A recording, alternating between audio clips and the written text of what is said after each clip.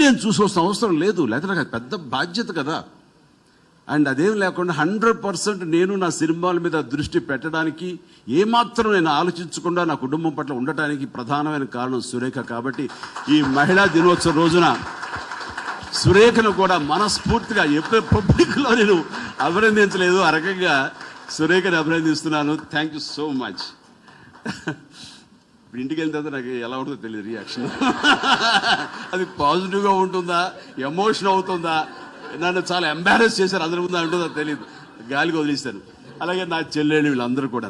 అంటే ఈ మధ్య చిన్న ఇన్సిడెంట్ జరిగింది. సురేఖ తన గెస్చర్ ఎలా ఉంటుంది అంటానికి, కోకాపేటలో నాకు ఒక ఏదో ఏకర్స్ ఉన్నాయి, బాగానే ఉన్నాయి. ఉండిన తర్వాత ఎప్పుడో ఏదో దాన్ని ఏమంటారు, అక్కడ ఏదో ఒక ఇల్లు కట్టుకుని లేకపోతే ఫామ్ హౌస్ కట్టుకుని ఉందాము, పొలం పనులు చేసుకుంటూ ఉందాము అనుకున్న భూమి ఈ రోజునది ఫ్యూచర్ స్మార్ట్ సిటీ అయిపోయే రోజులు అలాగ వచ్చేసింది. ఒక్కొక్క ఎకరం అరుగోకుండా కొన్ని కోట్లు పెరిగిపోయింది. అండ్ నా చెల్లెలకి నేను కూర్చునమ్మా నా చెల్లెలకి నేను అంతకుముందు ఎప్పుడు చేశాను, వాళ్ళకి ఇల్లు కట్టించి పెట్టాను, వాళ్ళ బిడ్డల భవిష్యత్తు నేను చూసి పెట్టాను.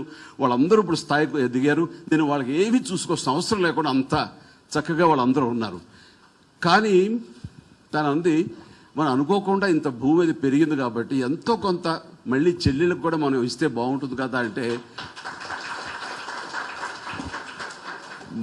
ఏ మహిళ అయినా సరే నేను తప్పు పట్టం కాదు, కానీ తనకి బిడ్డలు ఉన్నారు, అంత ఎదిగిన స్థలం, అంత పెరిగిన స్థలం ఉంటే తనకి తన బిడ్డలకి తన భర్తకి ఉంటుంది. కానీ ఇంత చేసినా మళ్ళీ ఆడపడుచులకు మళ్ళీ ఇవ్వడం ఏంటి అని అనుకుని ఉండొచ్చు, అనుకోవచ్చు, నేను తప్పు పడ్డం కాదు.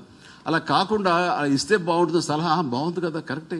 రేపు పొద్దున వాళ్ళ పిల్లలు వాళ్ళ జీవితాలు చూసుకుంటే వీళ్ళు హ్యాపీగా ఉండాలంటే కనుక ఆ భూమి ఉంటే ఎంత ఆసరాగా ఉంటుంది. మంచి సలహా ఇచ్చేవారు, ఓకే అని అన్నాను. అయిపోయింది. నేను పనిలో పడి మర్చిపోయాను. మళ్ళీ ఆగస్టు 22 మొన్న రక్షాబంధన్, అదే రోజు నా పుట్టినరోజు.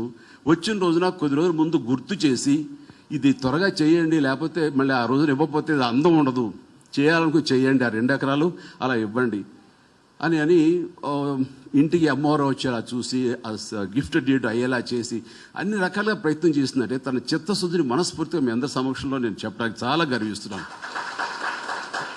ఆ రోజు మా చెల్లెలకి డాక్యుమెంట్తో పాటు వాళ్ళు రక్షాబంధన్ కట్టినప్పుడు దానికి గిఫ్ట్గా ఇచ్చాను. అది వాళ్ళే షాక్ తిన్నారు. సో అలాగా ఒక ఇంటి ఆడపడుచు, ఒక ఇంటి బిడ్డ, మొత్తం కుటుంబం సక్సెస్ఫుల్గా ఉండాలంటే తన ప్రధానమైన బాధ్యత వహిస్తుంది.